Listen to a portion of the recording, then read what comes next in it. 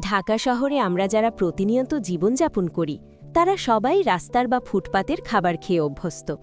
এর মধ্যে প্রধান দুটি খাবার হচ্ছে ফুটপাতের চা দোকানের চা ও সিঙাড়া ও চমুচা। প্রথমে আসি চায়ের ব্যাপারটা নিয়ে। ফুটপাতের দোকানীদের নির্দিষ্ট কোনো দোকান না থাকাতে ড্রামে করে পানি বহনকারী একদল ভ্যানগাড়িওয়ালারা তাদের পানি সরবরাহ করে থাকে। এই পানি বেশিরভাগই হয়ে থাকে ড্রেনের পাশে কোনো অস্বাস্থ্যকর পরিবেশের কল ও টয়লেট থেকে। এই ধরনের পানিতে প্রচুর জীবাণু থাকে। এই সব জীবাণু আপনার কিডনি, লিভার, হার্ট নষ্ট করে দিতে পারে।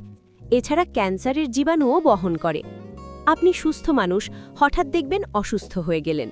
আপনি গেলেন ডাক্তারের কাছে। ডাক্তার আপনাকে বলল আপনার কিডনি কিংবা লিভার নষ্ট হয়ে গেছে, অথবা আপনি জীবনঘাতী ক্যান্সারে আক্রান্ত। আপনি চিন্তা করলেন, কি ব্যাপার, আমি তো সুস্থই ছিলাম, তাহলে রোগ আসলো কোথা থেকে? আসলে আপনি সুস্থই ছিলেন, ঠিক। রোগ আসলো আপনি রাস্তার পাশের দোকান থেকে যে চা খেয়েছেন, সেই চা যেই পানি দিয়ে তৈরি করা হয়েছিল তাতে ক্যান্সারের জীবাণু ছিল।